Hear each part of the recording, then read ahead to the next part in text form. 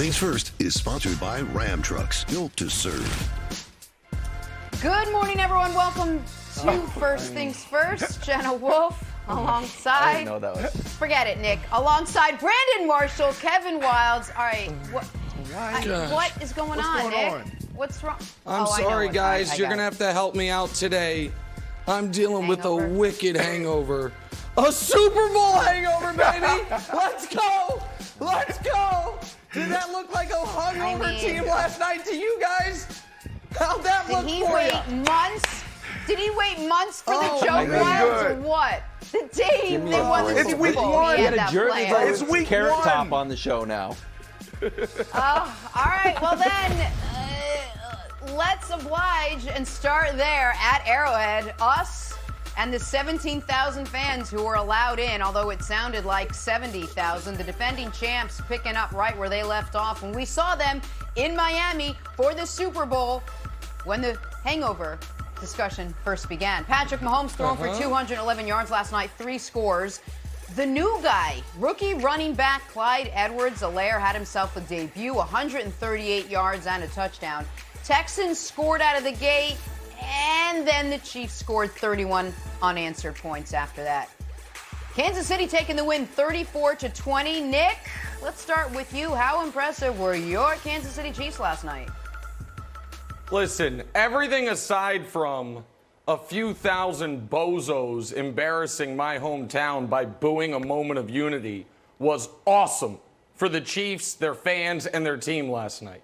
You saw, in case you didn't quite remember, that this offense is not going to be guardable. Their first 5 possessions, 3 touchdowns, a field goal. The field goal came on a possession where they got the ball with 25 seconds left. And the one time they didn't score in the first 5 possessions, it was because a touchdown got overturned because Demarcus Robinson dropped it in the end zone. The questions that this Chiefs offense, Brandon, is going to pose to other defenses are unanswerable. What you saw last night to me was the Texans were like, we are not going to let Tyreek Hill beat us. So Patrick Mahomes said, okay, you're going to play 2 high safety throughout. We've got this shiny new toy named Clyde Edwards-Helaire. Let's check into runs repeatedly. Oh, okay, you're finally going to respect the run. Sammy Watkins will hit you in the head. Travis Kelce will hit you in the head, and Tyreek Hill will add a touchdown to boot. So while I understand it wasn't 51 straight points the way it was in the divisional round game, it was 31 straight points after the Chiefs fell down 7-0. So I think the Super Bowl defense started off about as well as one could possibly have hoped. It was week 1, Nick. It's week 1. Yeah. Tame expectations. You hear Coach talk about it all the time. Mangini, he comes on the show and he tells you all the time, what you did last year doesn't matter. Now, I will say this. Mahomes looked good, but I was not impressed. What I expected happened. This looked like a preseason game, and I hate to say this because everyone's excited about football being back. I'm excited about football being back. But when's the last time, and I think it's in his couple years of being in NFL, Mahomes, when's the last time he threw for 200 and something yards? Well, it was week 17 of last year when he was getting ready to go on his run. But really, it's only happened a handful of times. You saw mishaps and misfires between him and Sammy Watkins. A guy runs a hitch route. It should be a pitch and catch, and he throws the ball to the sideline. Now, it's not about him throwing a bad pass or Sammy Watkins running a bad route. What it's about is that they weren't on the same page. When's the last time we saw a really good wide receiver have the ball doinked off of his face mask? You're seeing pass protection issues. They got to clean that up. This is week 1. If I am the Steelers, if I'm the Colts and I'm the Ravens, I see hope and I'm licking my chops because, yeah, they're good, but they didn't show greatness last night. Okay, but we can pluck a few great things out of last night. One of them, like Nick mentioned, a shiny new toy for Patrick Mahomes, right, Wilds? Clyde Edwards-Helaire. What did he have? 25 carries, 138 yards, and a touchdown for the rookie. What'd you make of his debut? Yeah. What'd you make of it, Wilds? I want to be happy for Nick. He went full Carrot Top to start the show, so I'd like to relax some of my comments. But, Nick, it feels like you got the Rookie of the Year with the last pick of the first round. 25 carries was 6th most to all time, so you know he's going to, for a debut for a rookie all time, you know he's going to use him. The last 100-yard game with the TD was Saquon. So it's like, oh, Saquon? Like, did you just get Saquon? And then other people were like, no, it's not just Saquon. The comparisons kept coming. Remember, Andy Reid was like, oh, he's like Brian Westbrook. And then Anthony Weaver's like, no, he reminds me of Darren Sproles. And then at halftime, Dungy was like, you know what he reminds me of? Work done. And then on Twitter, this is my favorite one, Maurice Jones-Drew is like, nope, he's me. Maurice Jones-Drew. I'm coming in over the top. He's me. I'm taking it. I'm the guy. I loved it. So I was like, he's already being compared to legendary great players, Nick. Here's the one thing I don't know if I should be, I don't know if there's a cause for concern or a cause to be even more scared of the Chiefs offense. He legit could have had 4 touchdowns that game. He had multiple runs within the 5-yard lines. Sometimes he was going backwards. Sometimes he was getting stuffed. So I can't tell if Andy Reid is going to be like, all right, you're just not our goal line guy, or that's just a scheme thing where they get freed up and he'll be scoring multiple touchdowns a game. So congratulations. I don't think you guys are winning the Super Bowl, but I bet you got the Rookie of the Year. Well, Brandon, so a couple things, because I do want to talk about Clyde Edwards-Helaire. A lot of One things. is great There's job a lot by of things of what Wild said. Okay, so but real quick, great job by our production staff by compiling that Mahomes incompletion reel in a game where he was 75% completions. Those were hard to find. So really good job. It took a lot of work to find 5 incomplete passes. What was he, 20 for 34? 20 for 34? That's not a Mahomes day. You just talk about LeBron. I think he was 24. What's the standard for Mahomes? Well, listen, he was 24-32. He had a 120 passer rating. He had 3 touchdowns, no picks, and they took their foot off the gas midway through the third quarter. But you're right, Brandon, I agree. It was like a B-minus Mahomes game, which is why it's so scary for the league. When it comes to Clyde Edwards-Helaire, and this is what I want to bounce off you, Brandon, it did just listen, I think he's going to be very good. But it also reminded me how much, and as a player, this has to at times feel almost paralyzing, how much of your success is situational. Like Clyde Edwards-Helaire went with the 32nd pick of the draft. The next running back taken was taken at 35 by the Detroit Lions. Everything. Who was that? Was it Swift, DeAndre Swift, I think? And so I just feel like if you're Edwards-Helaire, and I know it's one game, but it does feel like your trajectory of your entire rookie season, if not the beginning of your time in this league, was totally determined not by how good you are, but by which team took you. Because he's in the perfect situation. He's going to face the lightest boxes, Brandon. He's going to be in the best spot of any running back out there. I've been waiting 15 years for someone to stand up on TV and say that. You are absolutely right. Think about this. In 2006, I was drafted to the Denver Broncos. Who was there? Mike Shanahan. Where did he come from? Oh, the West Coast offense, right? Yeah. And know how to get the receivers and tight ends and the running backs in the game. What if I went to the Baltimore Ravens or the Pittsburgh Steelers when they were run happy? What if I went to a team that was running the Wildcat with me, Brandon, have 100 catch seasons 3 years in a row? No, so you're dead on. But I will say this, guys, slow down. It's week 1. Wilds, great job highlighting, what all the other expert running backs said last night during the broadcast. But here's the reality. It's week 1. There was no offseason. There was no preseason. So what does that mean? There was no contact. So, of course, defensive guys weren't going to be in a position to tackle well. We've seen this for the last 6 years. Tackling in the NFL is getting worse. And then to your point, having a running back in this scheme opens up everything for everyone else, starting with Andy Reid. He can now call his whole playbook. He can open it all up. And then the Patrick Mahomes and the wide receivers, and this is why I was down on this game, is because when you have a running back running the way he does, you have hitch routes, slant routes, goals, and back shoulders. That's pitch and catch. They should have been able to tear up the Texans, and they have to clean that up if they want to compete in another championship. Okay, well, we'll talk about the Chiefs' quest for ring number 2 throughout the season, and then rings 3 and 4 will be shortly thereafter. Real quick, though, first gambling tip of the year. We're 9 minutes into the first Football Friday. Sounds like what Brandon's saying is defenses are going to be lagging offenses this weekend. Sounds like the overs might be the play, America. 2011, the lockout year, week 1, I think 75% of the games went over. So jump on that now if you can. Make yourself a little bit of money. I like that. How about that? I was gambling I tip. had the same exact 7:40 thing. a.m. I was just about to give the exact I same know, Jenna. I stole it from gambling you. tip. I stole it from you. I got that Come on, 2011 Nick. stat from you, Jenna. Chiefs, by the way. Chiefs on the road, by the way, next week with a date with the Chargers. See if they can do this again. Remain undefeated. Take a break. Our other big story this morning. The Lakers, the Rockets, LA cruising to a 3-1 lead. What a night. Is this series as good as over? Next, first things first. Poor LeBron. He's going to have to deal with a championship hangover pretty soon. It's a bad beat. FS1 Fantasy League sponsored by DraftKings. Play free for your shot at the $1 million top prize during week 1 only on DraftKings. Back here, first things first. Collection of things we saw, we loved yesterday. Kevin, for you, another Joe Judge classic. Oh, I just mean another day, another wonderful Joe Judge anecdote. Nope, yesterday he didn't tape tennis balls to his linemen's hands, nor did he do a slip and slide to talk about ball security. He didn't like the way practice was starting, so he said, you know what, guys?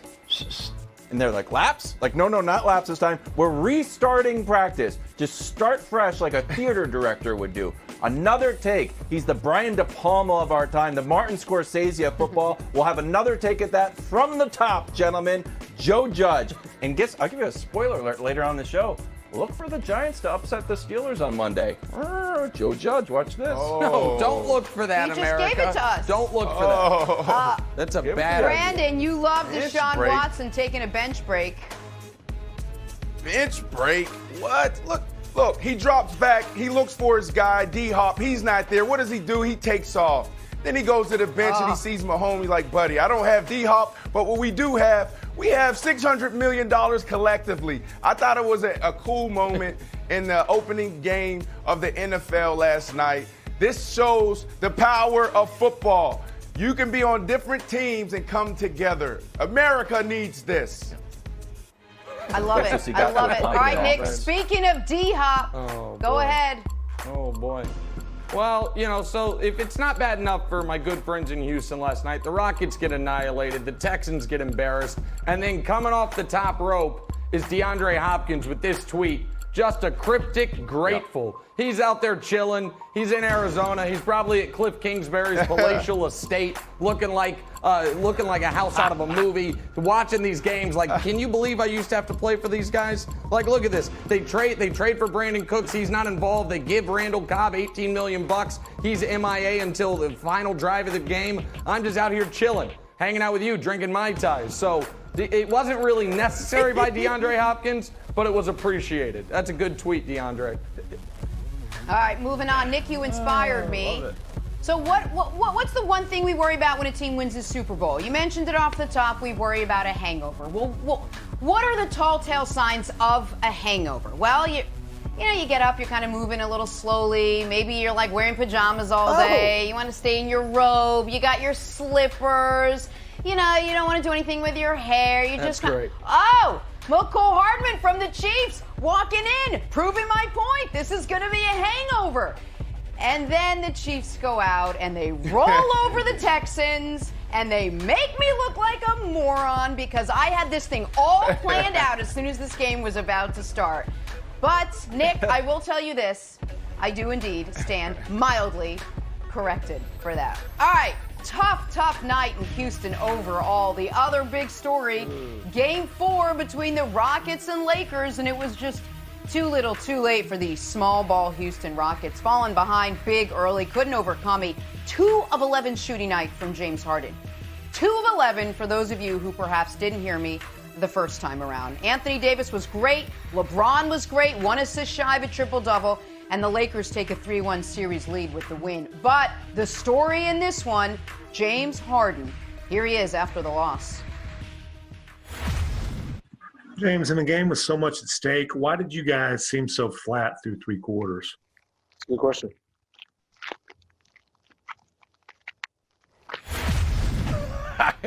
Who? If I may infer a little from the body language and the lack of actual words, not great, as Nick said. Nick, what do you make of James Harden's disappointing night and then subsequently his reaction to the question afterwards? Yeah, this bad spot for James. And I understand last night this game's going on during the football game, so a lot of people probably weren't following it closely.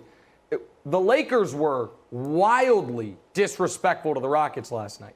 They played 19-year-old rookie Talen Horton-Tucker early to get him going in case they need him later in the playoffs. They stopped playing entirely with 7 minutes left in the fourth quarter. They were up 23. They just quit, and the Rockets mounted a bit of a comeback. And they did all of that because they were that confident they were going to win, which is in and of itself an indictment on James Harden. If you have sitting across from you in a 2-1 series one of the best players in the league, one of the greatest scorers of all time, you can't have the approach the Lakers had yesterday. But they did anyway.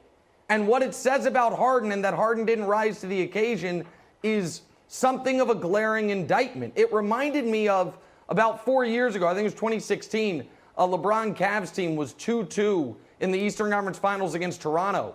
And he was asked about it, and he said, listen, I have faced adversity in my career. This ain't adversity. And it was like, oh, my God, how insulting to the Raptors. Now, he was right, but that's the level of insult that the Lakers levied at the Rockets, which means levied at James Harden. Yeah. And I, Brandon, as a guy who has defended Harden for years, it's getting harder to defend these performances. Yeah. 2 of 11, you'd like to say it's an outlier, except somehow, Brandon, it is his third 2 of 11 exactly huge playoff game. The game 5 against the Warriors in 2015, I believe. The game I believe he had a concussion, game 6 against the Spurs in 2017. And now last night, 2 of 11, 2 of 11, 2 of 11. And I know it wasn't technically an elimination game, Brandon, but their season was on the line, and he doesn't show up. And their season was on the line in game 7 the previous round. And he had the great block, but he was bad offensively. This is becoming, a pretty thick dossier of some James Harden really tough, high-leverage playoff moments, Brandon. Yeah, let me try a different angle here, Nick, because you're right. It's hard to continue to root for this guy or to try to talk X's and O's. Let me try the player's perspective. So when I watch this game and you see James Harden's lack of emotion, you see him after the game and he's detached, it just goes to show that the headlines is getting to this guy. So let's go back before the series. One of the things I said was this series will be determined by James Harden. And when you go 2 for 11 again, you are determining the outcome of this series. So what do I mean by the player's perspective? I remember in 2011 playing for the Dolphins and literally playing really bad. And we had a game on Fox, and I just remember walking out of the tunnel and thinking about Troy Aikman he probably has a graphic up of my drop balls on third down, my drop balls in the red zone. And I'm literally picturing Troy Aikman talk through his points with the graphic. And I'm going through my pregame warm-up thinking about what Troy Aikman and what these guys are talking about. That's bad.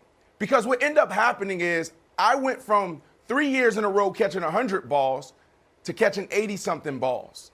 And that was the first moment where I realized, you cannot read the headlines. You have to double down on who you are. James Harden is a guy who dominates the basketball. James Harden is a guy who's okay on defense. What did he do? He flipped the script this series. He's flipped the script this entire playoff in the bubble. He's done the opposite. He's tried to dominate on the defensive side. He's tried to get guys involved on the offensive side. That's not who you are. James Harden is a guy right now who's letting the media get get to him. This is deeper than basketball. A lot of people are talking about, well, does he get tight? What's going on? He needs to feel comfortable with who he is in these moments. Think about some of the greats. You can go to your guy, LeBron James. LeBron James has bad games all the time. But what does he do? He follows it up with the monster game. We just saw game 2, not so good. Game 3, what did he do? 26 points in the first half. Like, that's what the greats do. So there's something there that James Harden needs to fix because, wow, this is a disturbing cycle. So I'm not going to put it all on James Harden. I'm going to put it on the organization and just the game plan in general. So, Nick, last night what I think we saw was the last call for small ball. It's pretty much over now. LeBron's at 13-0 in 3-1 games. This might be it. There's going to be ramifications across the entire organization. I don't know who's going to lose their job and who's moving on to have a different uniform next year. But the Rockets that you know are not going to be the Rockets that you see next year. So look at this, and this is the graphic. I don't have your football graphic, but I got this one. I guess Harden's thinking about me. They made 14 threes. Okay, here's the other problem. They only shoot 33. And I think I told you to win this series, Nick, they need to shoot 63s. And Frank Vogel went full Takashi, said, I'm not even going to let you get the chance. They're averaging 39 for this season, and then they're not rebounding. We have a very rare play, Nick. Check this out. The one offensive rebound that Russell Westbrook gets.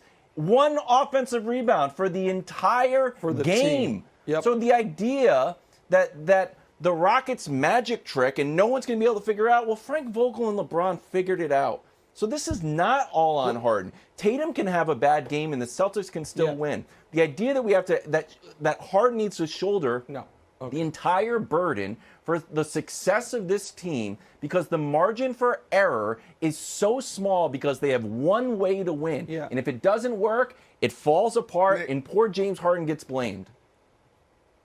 One second, Nick. Can we show that highlight again? The last clip that we just showed. I wanna show something. And sometimes I can be over analytical as a player, but I look at everything. Look at the body language. Nick, you played basketball growing up. You know this. Is this a follow through? Sort of. This to me shows me a guy that gave up. Look at him shoot the ball. There's no follow through, and look at his demeanor as he walks back. But listen, that's the whole game, Brandon. And I love Harden.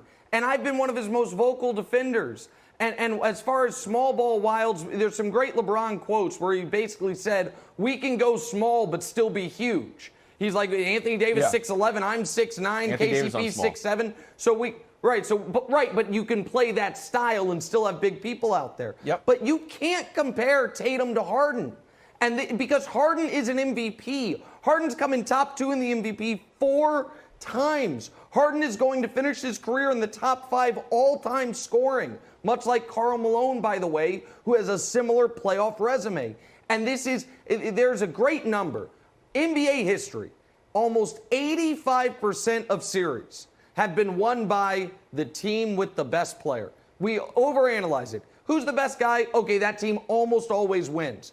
Harden has had an opportunity to be the best player on the court in this series. I know LeBron's out there. Harden's regular season resume over the last half decade is superior to LeBron's. The problem is he has not channeled it in the postseason the way LeBron consistently has. And in the biggest game of your year, I know he got to the free throw line 20 times, Jenna, but in the biggest game of your year to go 2 for 11 again, like it is, once can be an accident, twice can be a trend, 3 is a problem. Yeah. And this is the third 2 for 11 essential elimination game he's had. It's a big deal. But Wilds might be right. This could be the end of small ball if they can't find a way to figure it out. And they really only have one more chance. Tomorrow night, Lakers can close out this series then. All right, talk a little football on the other side because we're going to get a little football this weekend. Can Tom Brady and the Bucs get a Week 1 win in New Orleans? Break down America's Game of the Week next. This is First Things First.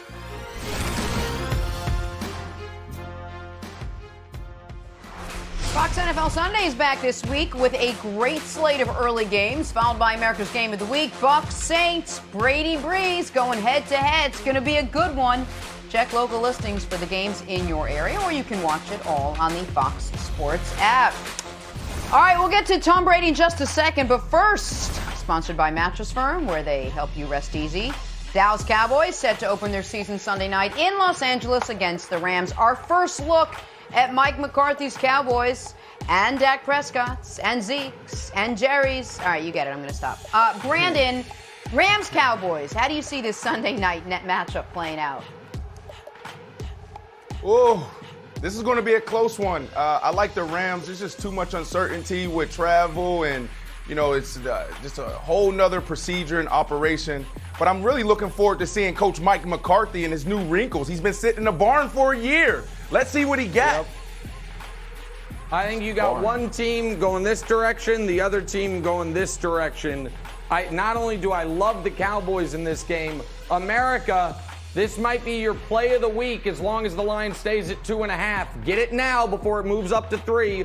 Cowboys minus 2.5, I feel, is the best play you're going to get. I love the game. I love the Cowboys in this, and I think they roll. I think they absolutely roll. I think it's one of the best teams in the conference against a team that's going to miss the playoffs.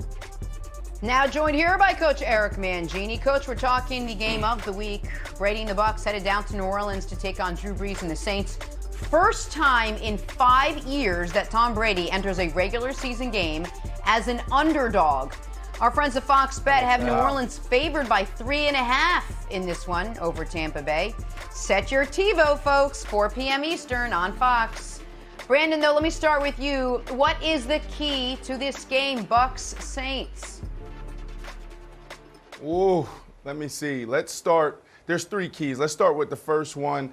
Rookie tackle. I don't even know how to say it. I don't even know how to say his name. Worth or Wirfs. I don't know who this guy is. But thank you. Think about this, Nick. No problem.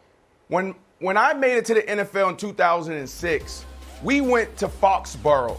And at Foxborough, it was like Sunday Night Football or something, and I'm catching the ball for Jake Plummer. I'm not even playing.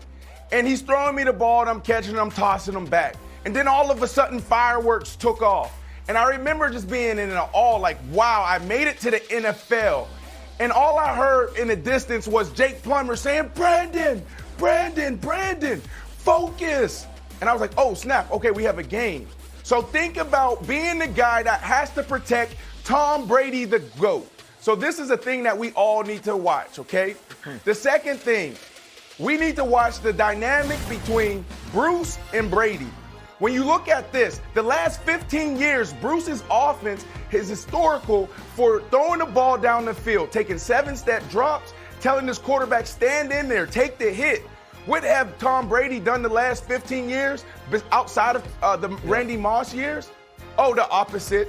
Drop back as fast as you can, get the ball out as fast as you can to the flat, to the flare, to the option route, right? That's what Tom Brady has done. So this is going to be an interesting thing to watch. And the last thing that I'm watching, and I'm super excited about it, is this clash between Titans. Coach Todd Bowles, awesome defensive mind. And then Coach Sean Payton, play caller. Coach Sean Payton is going to throw so many formations, so many different motions at Coach Bowles. Coach Bowles is going to do the same thing over and over and over again, but he's going to have 1 or 2 wrinkles. So I'm excited to see these 2 geniuses on full display come this weekend. This is going to be a big game, and get your popcorn ready. Coach, can you add to his 3 keys? What do you think the key to this game is going to be?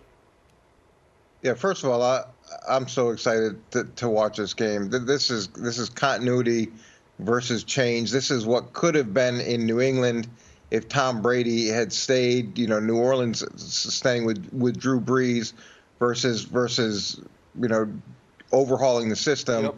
and how that's going to work. And what's going to be most interesting to me is how they use Tom Brady.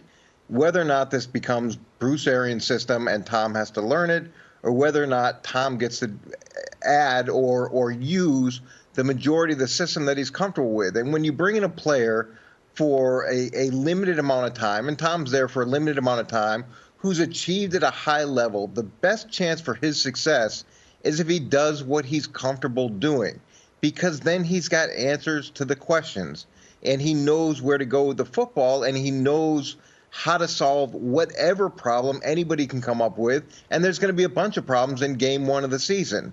Now, if he's learning a new system, and look, that's not a knock on Bruce Arians' system, and it's not a knock on Tom Brady's ability to learn, But when you have to go through a learning process after 20 years, you're not going to have quick answers. So if I was New Orleans, I would test Tom as much as possible. Pressure him,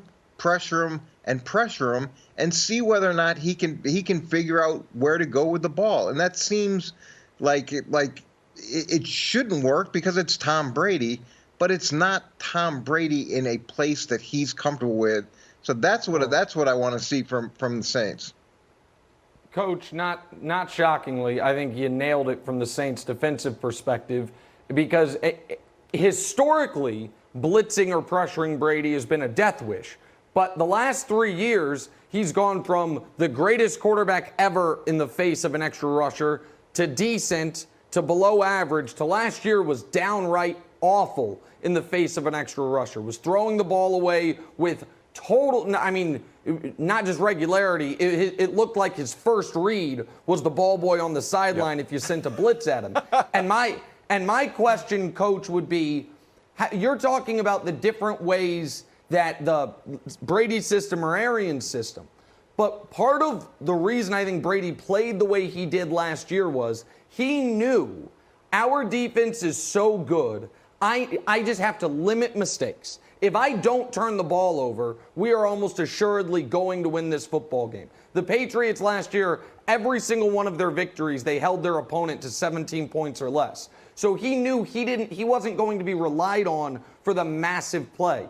I think Tampa's defense is a little underrated, but it's not the Patriot defense of 2019 coached by Bill Belichick. So do you think Brady's going to be willing to take those bigger shots as far as getting hit and the bigger shots as far as pushing the ball downfield for a team that is going to need more explosive plays than the Patriots have the last couple of years? Well, I don't think Tom should be anybody besides what Tom has been really successful doing. And when you start trying to be something else, you start trying to do something else, it doesn't work. You brought Tom Brady in to do what he does really well. And last year against the pressure, with a lack of success in a system that he knows, that's a concern. When you don't understand, and look, it won't even be Tom not understanding where to go with the ball, but does everybody else understand it? Is everybody seeing it the same way? Do the answers come quickly as you get the different exotic looks? And one of the things that you can say about Tampa Bay last year is they were hurt by the turnovers more so than anything else. So if Tom protects the ball, they maybe go from 7-9 to 10-6 or 11-5. I think that was a big part of why he came in. The other thing you could see from Arians tonight is them running the ball quite a bit. He's not afraid to get big, and he's got a lot of good tight ends. He could get in 22 personnel, which is 2 tight ends, 2 backs, or 13, 3 tight ends, and try to run it down New Orleans' throat too. He's got multiple backs that could do that, and he's got multiple tight ends that could do that as well. Kevin Wildes. Coach, how do you think Brady's gonna use Gronk here? I know that Mike Evans has been dealing with a hamstring, so I feel like one of his sort of little security blankets, he's got Mike Evans there. Mike Evans might not be there. Leonard Fournette just showed up. They just met each other the other day. So do you think this bodes well for Gronk, or do you think Gronk's going to come out and still be pretty rusty? It's so interesting. Years ago, the Washington Redskins used to operate like a fantasy football team. They'd bring in all these guys that were great players at one point, but were past their prime, and you saw the name on the jersey, but they didn't look anything like the player you would come to expect when that jersey actually showed up. And that's what you wonder about this situation. Where is Gronk compared to what we knew of him in New England? How has a year off helped him or hurt him? And you could say, Fournette or LaShawn McCoy, any of these guys that you bring in, the big name guys, where are they? And Gronk is going to be a function of how many reps can he handle and how is the game going. If it ends up being a bigger game, bigger personnel, I think you're going to see significantly more Gronk. If not, he's probably just going to have, a package or two. Maybe he's in the red zone, maybe he's on third down. I don't think you want to overuse him early. Coach, you said something interesting. You said continuity versus change. That's one of the things that you're looking at here, right? If I'm looking at this game as well from that perspective and that lens, then I'm looking at a lot to a little. If I'm the Saints with all the continuity and all the chemistry, like, you're doing a lot, and that's what they already do. On the defensive side, I mean, their packages change every single week. Who they match up with guys, how they match up with them. I was there when Coach Payton was like, hey, we're going to put this defensive back on this guy because he's stronger, he's taller. And it was our number 2 cornerback, but it was Julio Jones, right? So I saw how he changed week in and week out. And on the offensive side, as you know, Coach Payton is looking at Coach Bowles, what he did against different formations when he was the defensive coordinator for the Miami Dolphins. There was times where I would go up to his office 11 o'clock at night, and he's in there like, Brandon, look at this play. Wow, look at this. This is 2011. The Cincinnati Bengals played this, and this formation, this defensive coordinator. I'm like, Coach, how do you see this? And then on the other side of the ball, you have a lot of new things happening. And you got to stick to the fundamentals. You got to stick to the basics. And what is that? Todd Bowles, he's already a guy that lets his guys play ball. He puts his guys in position and let them make the changes on the field. He has a defensive coordinator on the field. But on the offensive side, you hit it on the head. Rely on the run game. Rely on, if Mike Evans play, if he's one-on-one, throw the ball. If Gronk is running down the middle of the field and it's cover 1 and he's on his numbers and the seams, hit Gronk. So I think we got to see the fundamentals from the Tampa Bay side if they want to start off fast. You can look at the Texans last night. What do they do with all this uncertainty around the offseason and preseason? They come out and they throw the ball around and they go 3 and out to start the season. So I love what you said. Continuity versus a lot of change. A lot of things to look for as we get quickly. Go ahead, Coach.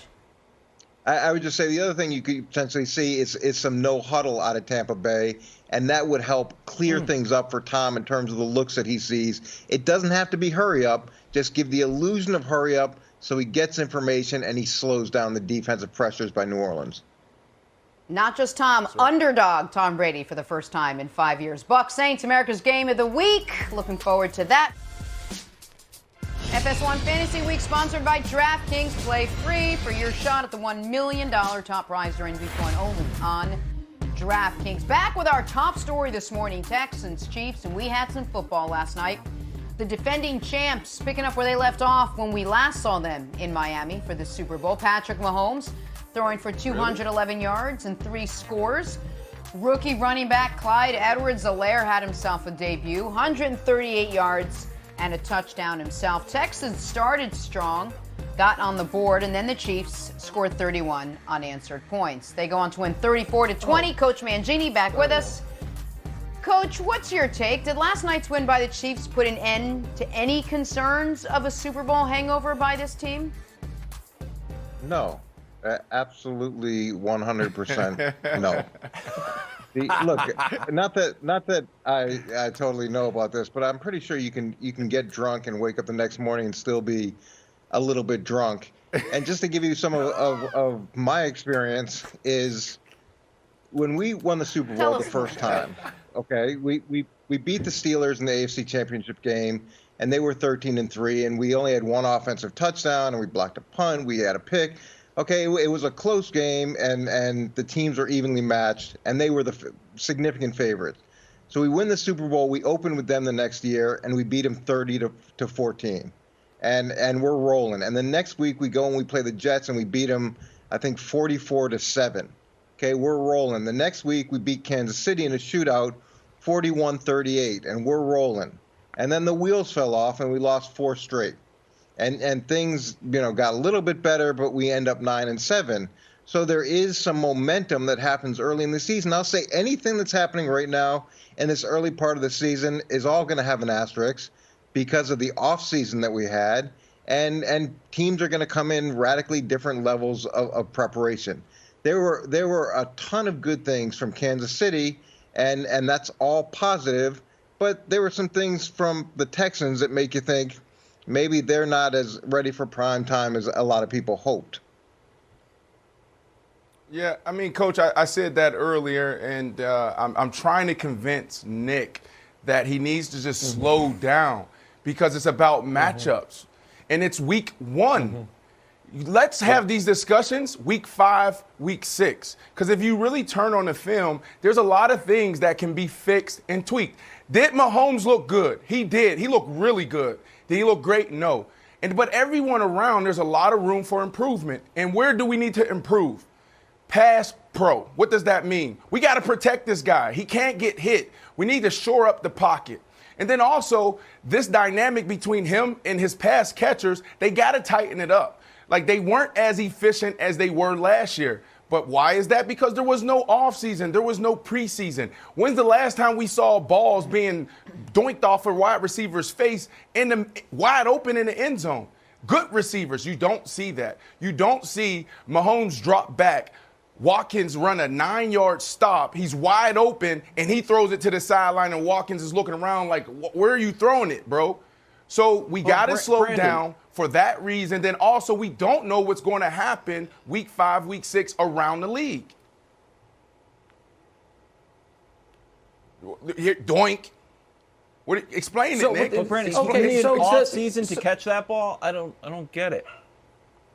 Well, it's about rhythm. It's all about rhythm. It's all about reps, but this right? is a team that's returning almost their whole that team. Was a You're difficult. right. Oh my God. Okay, hold on. I got to take over. Last year does. Hold on. Crazy. Let me answer the question. Let me answer the question. No. Let me answer the question because we're talking about them. We're talking about them competing and them returning to a championship. That's the standard for the Chiefs. So Jenna, you talk about this is what they do. No, it's about reps. You don't hang on what you did last year. As a wide receiver, that play, that ball when he's diving to the ground, you got to feel that. You just don't wake up and get out of bed and catch that ball. I need reps in practice. I need reps in the offseason. Sure. Mahomes is rolling to his left. He's throwing it on his back foot to the right. Like, that stuff is where we built chemistry and continuity. Yep. And one of the reasons he probably doesn't have that chemistry is because that was to their 5th option on offense, Demarcus Robinson, who'd be the 2nd option on a lot of teams' offenses. And listen, I do have to say, I will admit, for Coach and Brandon, I thought it was one of the worst games I've ever seen a team play where they scored 31 unanswered points to put their foot on the throat of a team that made the playoffs last year. I thought by that standard, it wasn't that impressive. I mean, Coach, you bring up the 0-1 season all the time, and it is a very good lesson. But you know what Patriot team, this Chiefs team reminds me of a little more than the 0-1 into the 0-2 Pats? The 0-3 into the 0-4 Pats. No, not the undefeated team that lost. I'm talking about when Coach was there. Coach, you guys won the Super Bowl in 0-3. And then the next year started off and you won how many in a row? I know the total record was like 21, but you guys won, a dozen games in a row, something like that. You went on to win the Super Bowl. And one of the reasons was because you had a complete team on both sides of the ball. The Chiefs paid a bunch of people this offseason. Let's see how they played yesterday. Well, they paid Mahomes. He had a 122 passer rating, 3 touchdowns, no picks, 75% completions, despite the fact that evidently he wasn't on the same page with guys. They restructured Sammy Watkins. He had a big game and a touchdown. They paid Kelsey. He had a touchdown. They paid Tyreek. He had a touchdown. What on the defensive side of the ball? Chris Jones, a sack and a half. So all these issues we're talking about are going to be league-wide. The team that is going to be least affected by them is the team with the most continuity on the coaching staff and on the roster. And it feels to me we are reaching a bit, Coach, to find, there was a big warning sign for a Chiefs team that was up 31-7 and then put it in cruise control. And I haven't even mentioned Clyde Edwards-Helaire, Coach. No, Nick, your point's well taken. And what I'm trying to share is just experience and my personal experience of going through and winning the first Super Bowl. And there were lessons that had to be learned. And when I talk about learning how to be successful, learning how to deal with success, that's a real thing. And a lot of encouraging things have come from Kansas City, especially from Patrick Mahomes and his approach. So that gives you an opportunity, I think, to hopefully overcome some of the battles that teams who have had success face. And look, it's been almost 20 years since somebody repeated. There's a reason for that. You remember Philly, they were going to have fun, and every year, someone's figured out the secret formula to long-term sustained success. And there's really only been one organization that has done that. Now, does Kansas City have an opportunity based off of continuity and talent? Yes, but how well do you learn those lessons that everybody has an equal opportunity to learn from? But it's how well do you really internalize that and grow from it? All right, we got to stop the conversation there. Chiefs, by the way, winners of 10 in a row, so they are well on their way with all Best that record rust. in football. How about that? Take a break. All right, let's talk Game 4 now between the Rockets and the Lakers last night. It was just a little too much for these small ball Houston Rockets. They fell behind big early, couldn't overcome a 2 of 11 shooting night from James Harden. 2 of 11. Anthony Davis was great for the Lakers. LeBron was great for the Lakers. He was 1 assist shy of a triple-double. And the Lakers get the win, but the story in this one, James Harden. Here he is after last night's loss. James, in a game with so much at stake, why did you guys seem so flat through 3 quarters? Good question.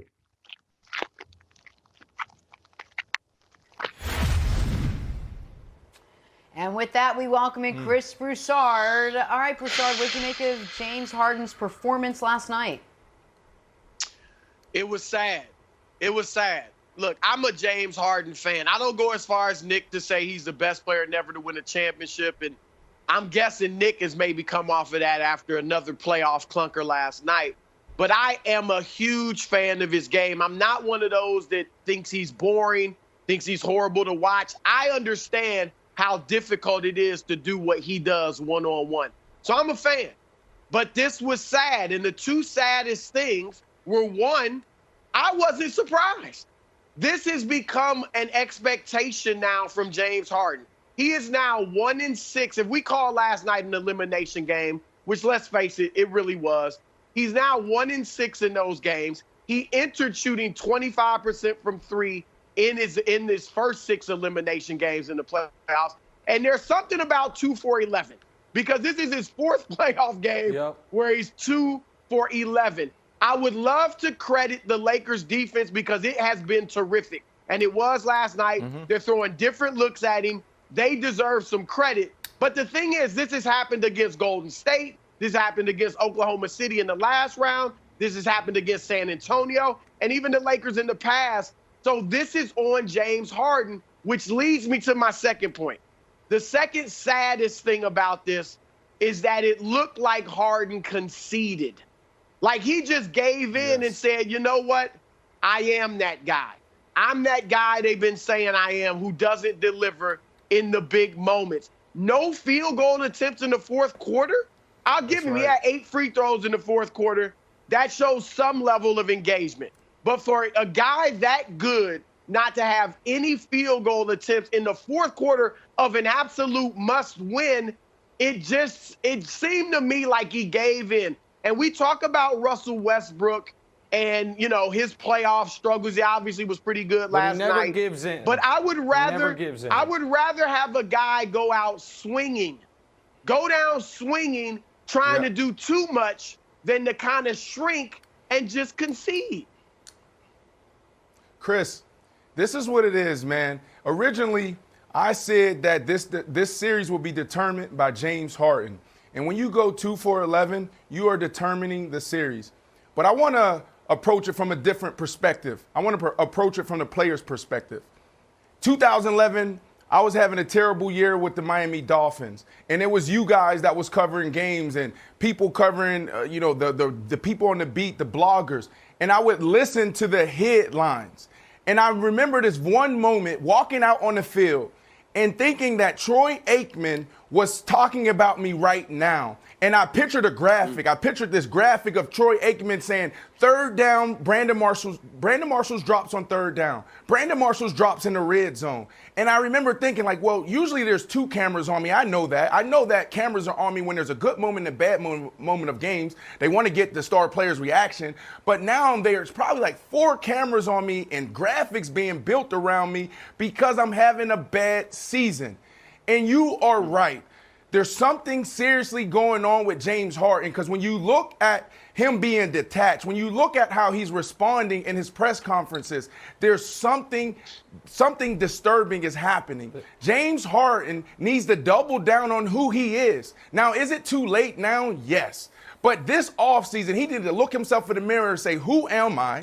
Which you already know. I dominate the basketball. I give a decent effort on defense, but that's who I am. Get the guys around you that can play with you. You need more continuity, but don't try to be what you're not. When you look at how he's approached this playoff, this whole bubble, he's actually played into the headlines. James Harden is playing really good on defense. James Harden isn't dominating the basketball. He's penetrating, trying to kick. But now you are right. He conceded to all of the mental strain, and he's struggling right now, right before our very eyes. So, Bruce, I think it's a great point, Brandon, and I think it's great insight. You know, we always hear athletes say, I don't read anything, and a lot of guys read everything or see everything or hear everything, and I do wonder if some of that's playing out with James. But I got 2 points here, Broussard, to bounce off you. One is this. The last 3 league MVPs seem to have the same problem. Harden, Giannis, which is on a night in, night out regular season basis, their style is almost unguardable. They're so statistically dominant.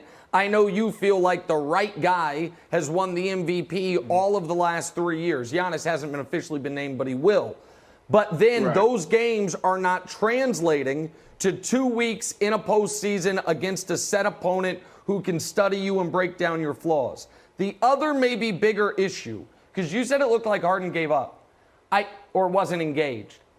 This game, if you didn't know that it was 2-1, which, by the way, after 3 games, unless it's 3-0, it has to be 2-1 one way or the other. It's as close as it can be.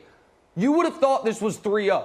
The way the Lakers are playing Taylor Horton Tucker, LeBron is laughing on the bench, playing light minutes. Harden is somewhat disengaged. I've never seen a series that didn't have a massive series-changing injury, Broussard, where it's 2-1 in Game 4, and it seems like both teams are totally resigned. Okay, this series is over. I couldn't believe it. Like, it's one thing to kind of okay, we're down 3-0, it's over. Even down 3-1. All right, it's probably over. It's 2-1.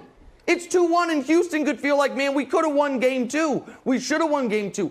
I couldn't believe that the approach from both sides was the Lakers were like, we can try out the 19-year-old rookie, and the Rockets didn't seem to have the punch you need in the biggest game of the series up to this point. No, those are good points, Nick. And the difference I would say between Giannis and Harden, and maybe this isn't the case, but Giannis has limitations in his game that you can exploit in the playoffs, obviously. Harden, I think, is limiting himself. Again, defenses can, do a better job against him in the playoffs, but I think he's limiting himself, whereas I think Giannis is just being limited by the fact that he doesn't have certain moves and shots in his game. Broussard, I told you that I thought that the Rockets needed to shoot 63s, and we actually went the other way. There's going to be the death of small ball and the death of the Rockets. But they didn't shoot enough threes. They went from 51 to 39 against the Lakers. The last 2 they went 31. Shout out to Rob Perez for putting this on Twitter. He did an excellent job to surface this, so shout out to Rob. But this is how they're going to go out, by not shooting enough threes. And Broussard, I know you're not going to give Frank Vogel and LeBron any credit. I think they deserve way more credit than anyone is giving them for really locking Harden down. And maybe I'll meet you halfway. If you get Harden frustrated, you can break his spirit, especially on a neutral court where there's no crowd to get him fired up. But I think Vogel and LeBron deserve more credit for sort of breaking the spirits of the Rockets, Jenna. Wild's always trying to give LeBron credit. Saying, this isn't about LeBron. We may be saying bye-bye to small ball. Lakers will try to close out this series. Back here, first things first, time to make our second Super 6 picks of the week. One of the matchups, Packers versus Vikings. Our guy Greg Jennings on the call for that one. All right, Nick, give us a winner, and by how many? Packers by 4. I'll be short and sweet on this.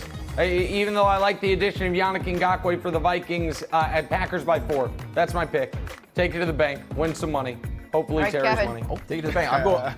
I'm going Packers by 7. Good luck, Greg. Have a great game. Nick, I thought you said you were going to be quick. This is being quick. Vikings by 3. I trust the Vikings D more than I do the Packers. Those Be were quick, literally Nick. the exact same amount of time for both of you guys. on the wrong side. Make sure you get your picks in before kickoff Sunday for your chance to win Terry Bradshaw's well-earned money. And for more information on this, you can always head to the Fox Sports app. Let's talk a little football, shall we? How about the game of the week? Tom Brady and the Bucs headed down to New Orleans to take on Drew Brees and the Saints. And for the first time in 5 years, Tom Brady is entering a regular season game as an underdog. Our first look at Brady and Gronk in uniforms without that flying Elvis logo. How are we going to recognize them?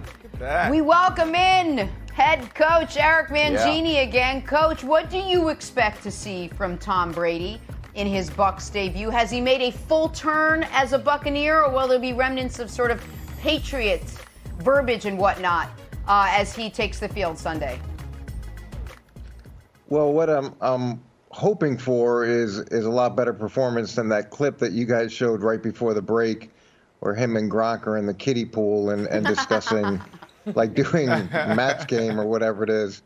But that is a little bit of a look at his personality. Newlywed game, yeah. It was a little rough to watch.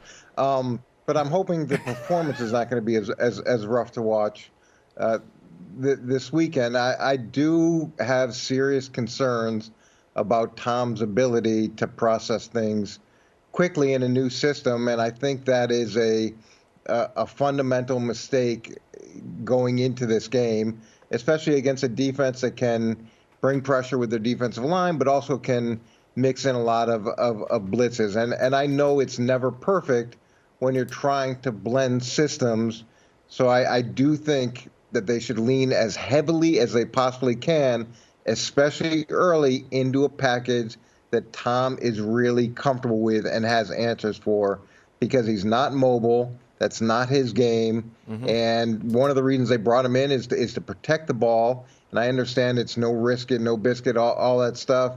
But they lost a ton of games because of that philosophy. And Tom hopefully is the X factor that can change, 3 or 4 games. If he's allowed to do what he does well, I think that's what we're going to see. We're going to see him and that offense perform at a high level. If it's a fusion, it could be ugly. Coach, do you know Drew Brees at all? Have you ever spent any time with Drew Brees? Unfortunately, I didn't spend the right amount of time with Drew Brees when he was a free agent back in 2006, and we had Brian Schottenheimer. And we could have. You passed on Drew Brees? No. He passed on us. we made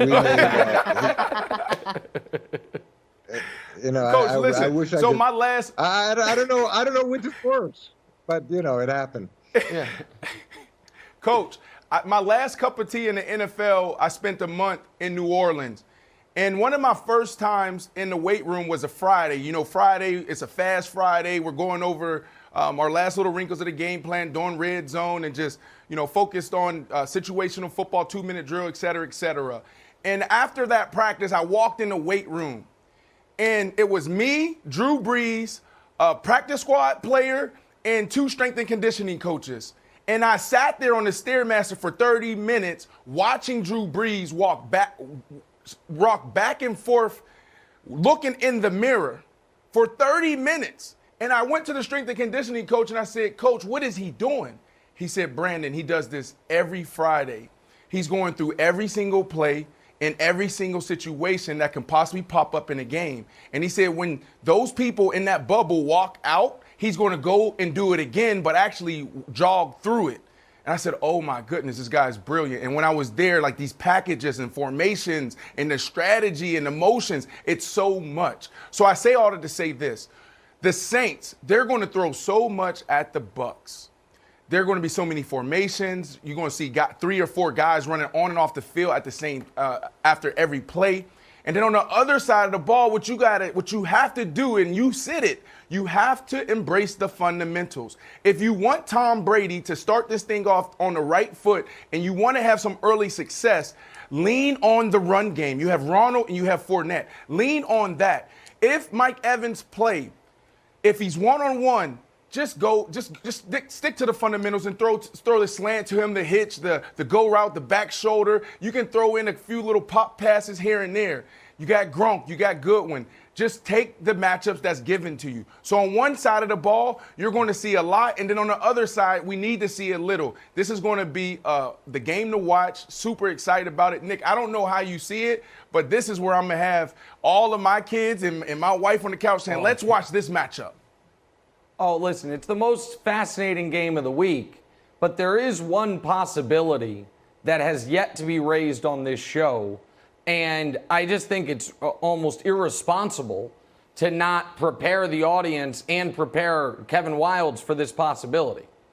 There's a possibility that Tom Brady comes out and looks incredibly old. There is a possibility that Tom Brady comes out and at the end of this game, we're like, oh my goodness. Remember how that playoff game ended? 0 second half points and a pick 6 to end his season in New England? Maybe that should have ended his career in New England, or his career overall. Oh, God. He's 43. Oh, hold on. You say, oh my God, Wildes. He's 43 years old in a new system with no offseason, for a coach who historically gets his quarterbacks beat to hell, a guy who his own performance in his own system in the safe confines of Gillette has been like this over the last 3 years. League MVP to solid season to below average statistical quarterback. Now we are I know he's got fancy new weapons, but now we're in a totally new environment, a new conference, a new coach. Coach is talking about new verbiage. And he's only getting older. He might be getting more handsome, but he's also getting older. And so it is on the board that this is Willie Mays stumbling around in the outfield. I'm not saying I'm predicting it, but Wildes, it can't be dismissed as a viable possibility when we tune into Fox at 4 o'clock on Sunday. Look, I've said it when we first made this deal. When Bruce Arians was in charge, I was like, Bruce Arians beats his guys up. Yeah, me. It was like me and Alex Guerrero and the whole TB12 team. Yeah, when you look at Don Yates as well.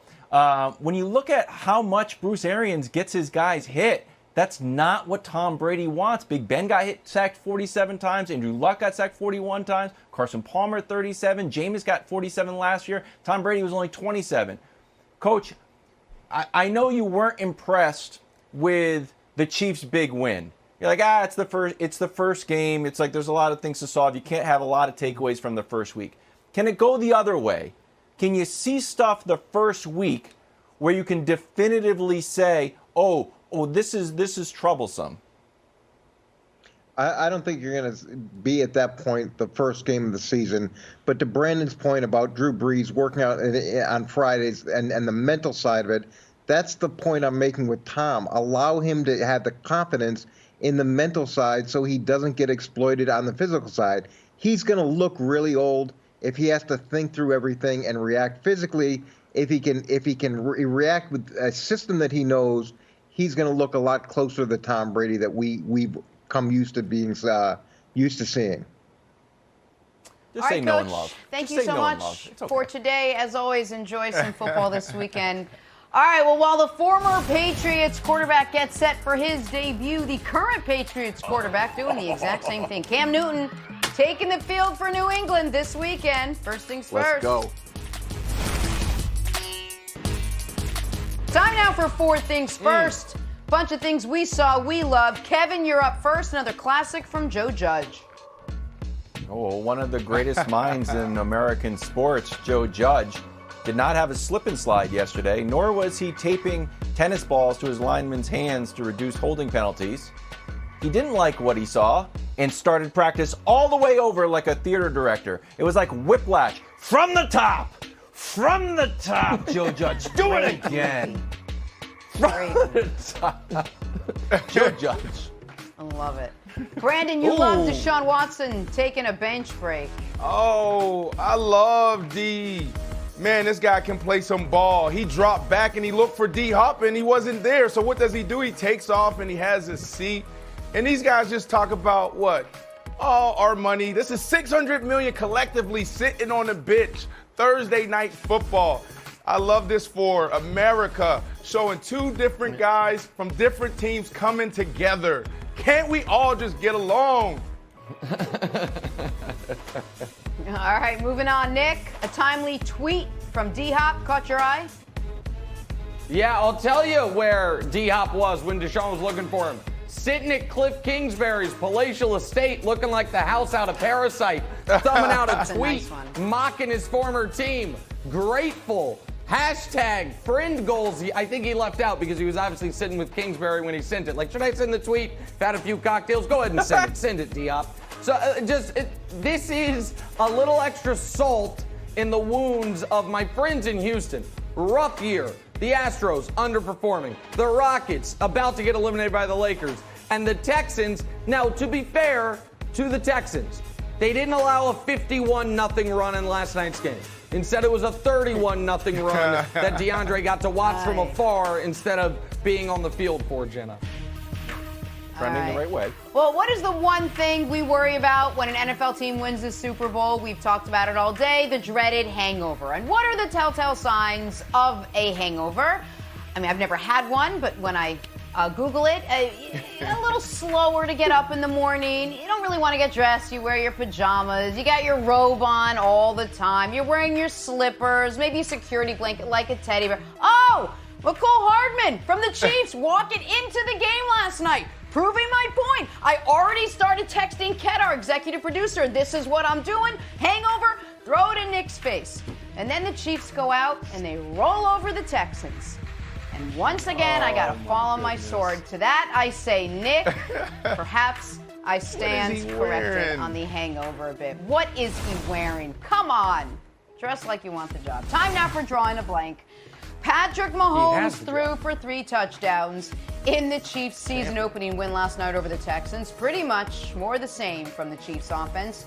That'll happen when you basically bring back the same team that won a Super Bowl last year. Brandon, the best performance from last night's Texans-Chiefs game was blank. I hate to do this because we have Nick Wright on this show, but this is dangerous for all of the NFL. Kelechi Osemele, the left guard, a few years ago, he was one of the best guards, or if not the best guard in the NFL. If this guy can get going to where he was a couple of years ago, this is dangerous because a lot of people are talking about this running back, but it was this guy opening up for him. So Kelechi, great job last night, brother. Listen, I'd love to say Patrick Mahomes, but 3 touchdowns, no picks, a 120 passer rating, and 75% completions. It's like a B- game for him. So I can't say Mahomes. I'm going to say Tyreek Hill. And you might say, wait, Tyreek had like 50 yards and only 1 touchdown. Best performance, I'm kind of tweaking it a bit, most impactful, because everything was opened up for the Chiefs throughout the night because the Texans were so fundamentally terrified of Tyreek Hill. When Demarcus Robinson should have had that 45-yard touchdown catch, why was he open? Tyreek Hill pulled the safety away. A lot of those holes for Clyde Edwards-Helaire, why are they in a light box? Because you have to have a safety over Tyreek Hill. Travis Kelce, tough to double him because you're doubling Tyreek Hill. I thought Tyreek Hill, without having a huge statistical game wilds, had a massive impact on last night's game. Almost every snap he was on the field. Jenna, you know that Saturday Night Live sketch Debbie Downer, where it's like everyone's having a good time, and I think it's Rachel Dratch. Yeah. She's like, meh, plays that tuba. That's what I got to be for Fresh Prince of Bel-Air. I think he had a great game. I think he pole vaulted himself into the #1 position for Rookie of the Year. But at the same time, he had 3 drives stopped at the 2, the 1, and the 5. So Debbie Downer, you could have had 4 touchdowns. You could have 4 touchdowns. You only had 1. You can do it all day. Tom Brady, the underdog Tom Brady, and the Bucs set to take on Drew Brees and the Saints Sunday at 4. It's America's Game of the Week. It's on Fox. It is must-see television. Brandon, the game that'll keep you glued to your TV on Sunday is blank. Well, it's this one, but I already said that in the last segment, so let me spice it up a little bit. I'm looking at the Dolphins, at the Patriots. I'm excited not about Cam, but I'm excited about watching Josh McDaniels dial it up. I want to see how he uses Cam Newton. Will Cam Newton be under center? Will he be in the shotgun? Will he be running zone read? Will he be running play action? Will you utilize him as a running back? I'm excited to see Mr. Boy Wonder, Josh McDaniels, dial it up. I'm with Brandon. I think everyone kind of agrees Bucs Saints is probably the biggest game of the week. So aside from that, I'm going to go Cowboys Rams Sunday Night Football because a lot of my preseason predictions rely on these two things: the Cowboys being awesome and the Rams stinking. So if the Rams end up beating the Cowboys, I'm going to feel like already I'm going to be in a bit of disarray. I expect the Cowboys to come out and look like a very well-coached team for the first time in years. I think Dak's going to be excellent. And the Rams, I think they got big trouble ahead because they paid their quarterback, who's about the 17th best quarterback in football, like he's the best quarterback in football. And they've had to rip their team down because of that, Wilds. Yeah, so it's obviously Bucs Saints is going to raid out of control. But also, Jenna, glued to your TV is not only the question here for this segment, it's also a new Joe Judge drill that he's going to debut later this week to help with run blocking. 2 flat screens glued to your hands that he has to push. It's a good training technique. I am so entertained by you, Kevin Wildes. Let's talk Lamar Jackson, the reigning MVP, set to open his encore presentation Sunday against the Cleveland Browns. Peyton Manning was the last player to go back-to-back. Brandon, the player you're most excited to watch on Sunday is blank. This may not be a sexy pick, but I'm going to go down in the Carolinas, Teddy Bridgewater. Super excited to watch this guy. What did he do last year when he got in there in New Orleans? 5-0. Before he was hurt, and when he was leading the Vikings, this was a premier quarterback on his way to being a premier quarterback. So I'm excited about Teddy getting his opportunity to lead another team. This could be an interesting team to watch throughout the entire season. I am finding out every time we talk about a random team that I think Brandon and I might disagree about every team in the league. He just said that the Panthers might be an interesting team to watch. Yeah, to figure out if they get the number 1 pick of the draft. I mean, that part will be interesting. That's neither here nor there. All right, I want to see Aaron Rodgers because a really interesting thing has happened over the last few years. Aaron Rodgers, who the analytical community 5 years ago would have told you, don't care about the lack of Super Bowl rings, he's the best quarterback ever. He's better than Brady. He's better than Manning. That's what the smart numbers people were saying about him. Those same smart numbers people are saying the last 2 years, he's been an average quarterback. 13-3, don't care. His play was league average. That's what the smart numbers say. My heart doesn't want to believe that. My head believes the numbers. Massive year for Rodgers because of the Jordan Love pick, and they came so close last year. I'm really excited to see what level of player he still is, Wilds.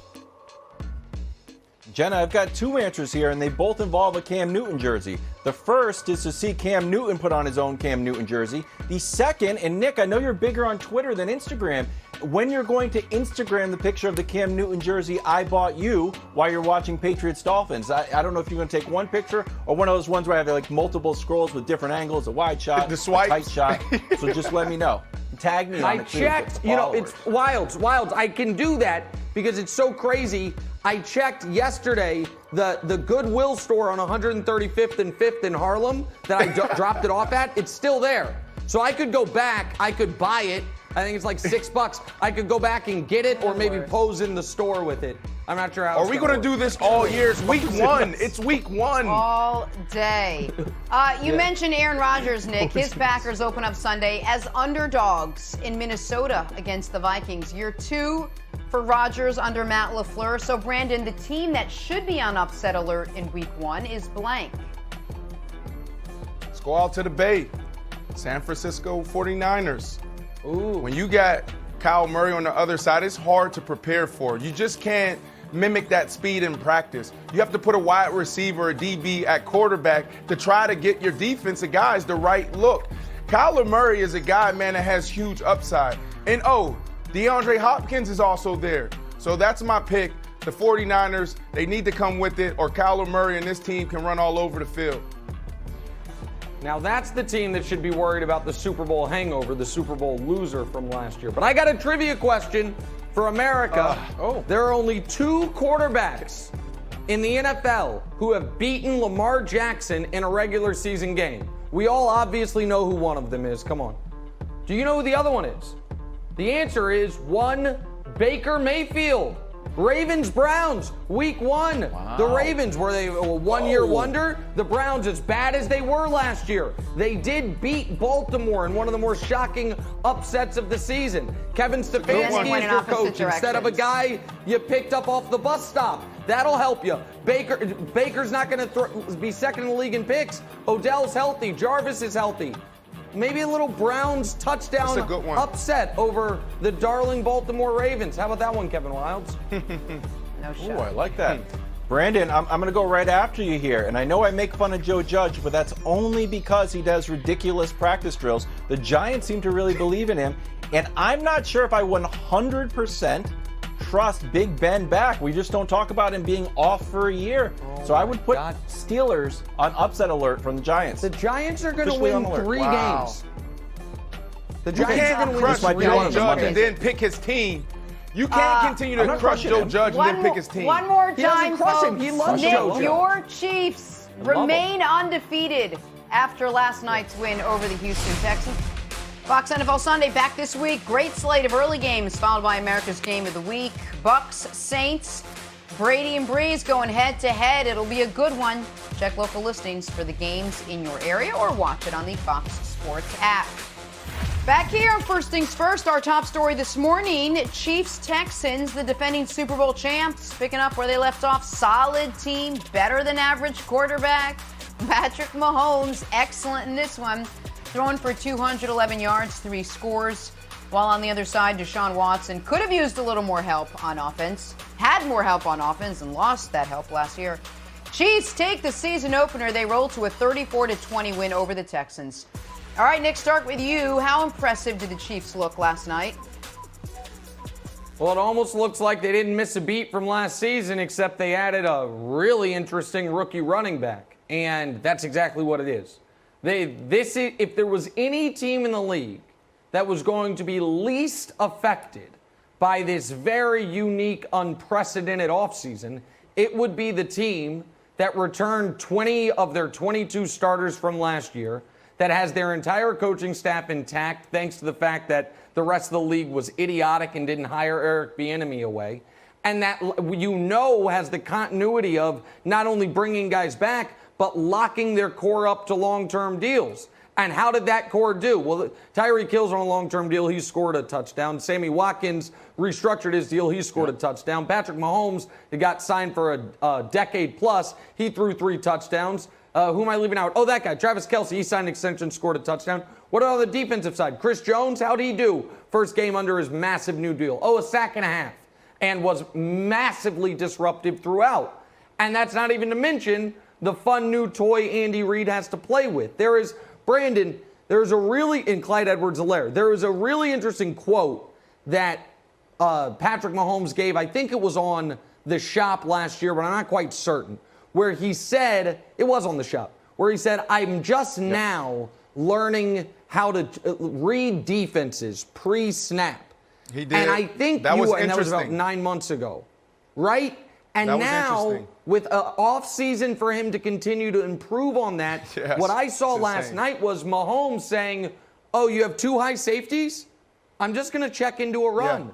Like, oh, you're going to you're going to double Tyreek Hill, right? Like he's taking what the defense is giving him, and they have so many weapons.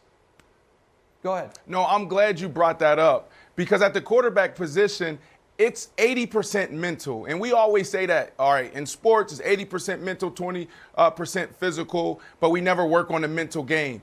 Literally, you got Ryan Fitzpatrick's a prime example. Why is he still in the league? Josh McCown, why does he continue to get opportunity after opportunity? Because they can dissect the defense.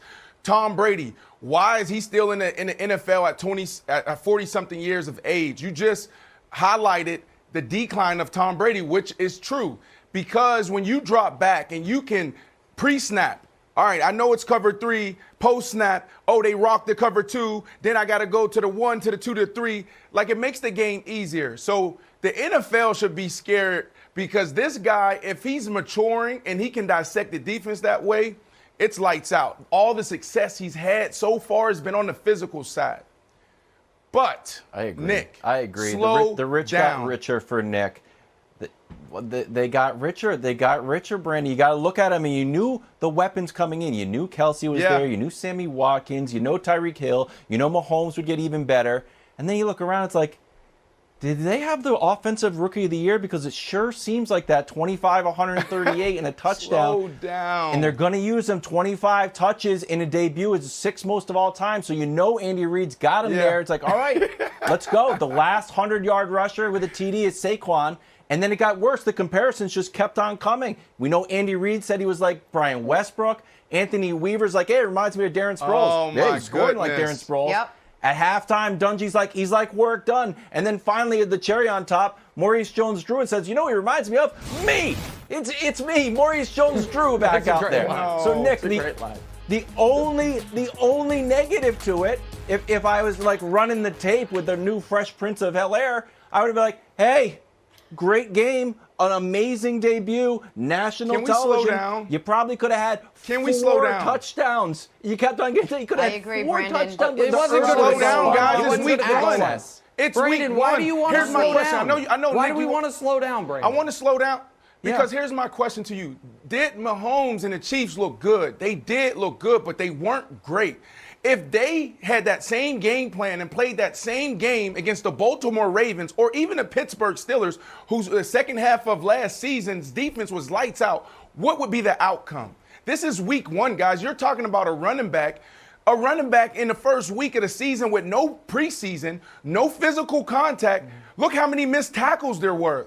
Of course, he was in the Andy Reid offense. He was going to go for 130-something yards. He could have went for 200. So that's why I'm saying let's slow down the expectations. Let's tame all this excitement around this running back. Mahomes looked good. You just did a phenomenal job of highlighting where he needs to mature and where he can grow and develop up here. If he does that, it's lights out. But don't forget about the break in protection in the passing game last night. Let's not forget about the balls being doinked off of receivers' face masks and the mishaps on just pitch and catch routes. I know it.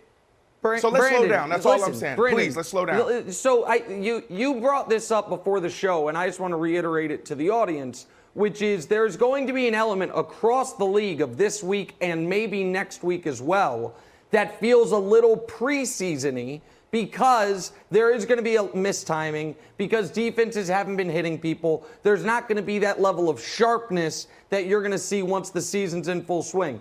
I think that's totally fair, which is why, for me, Jenna, I'm all the more just absolutely tickled pink that they still scored 31 straight. Like, there's all this stuff going on. They dropped touchdown passes. There's all this lack of this rust. And it's like, hey, it's not 51 straight like we did to you last time, Texans. It's just 31 straight. And so I agree, Brandon, if your point is the Chiefs are going to look much better.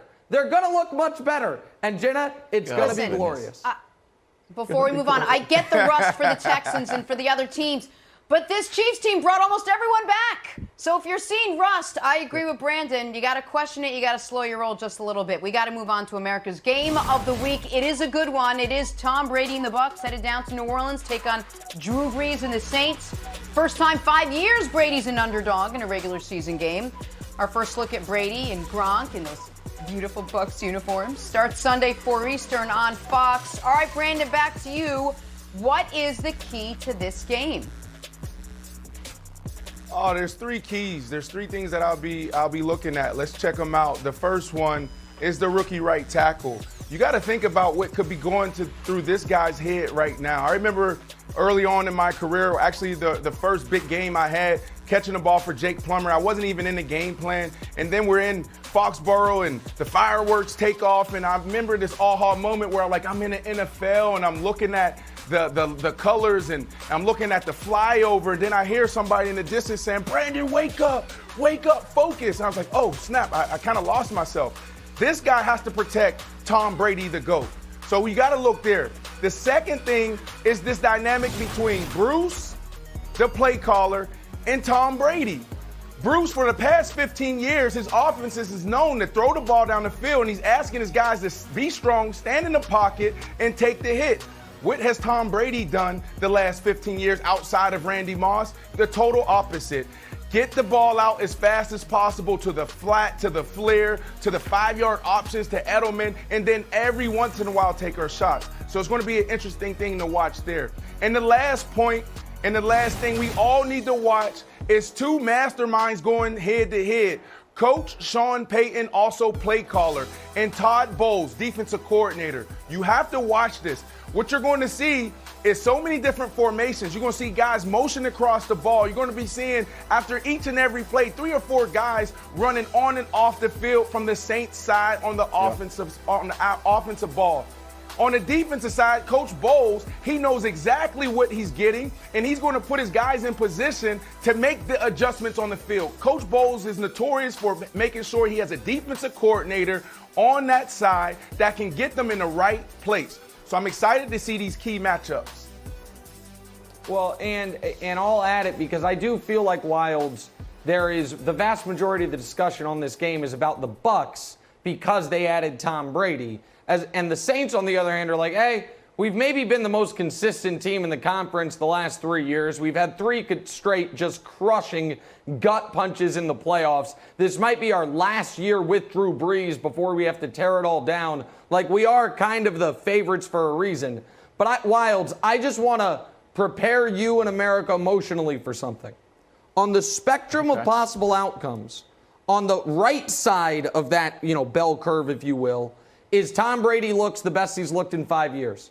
And we're all like, oh my God, it was the weapons. Everyone else was right. The Patriots squandered last year by not giving him weapons. Look at how brilliant he looks.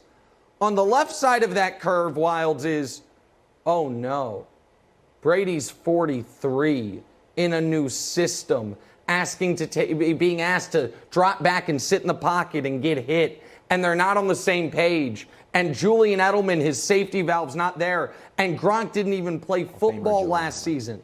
Like, I'm not predicting that it's going to be the far left side of that curve, Wilds, but it can't be dismissed that the lead on Monday is, oh my God, did Tom Brady make a massive mistake? That is on the board, Kevin Wilds.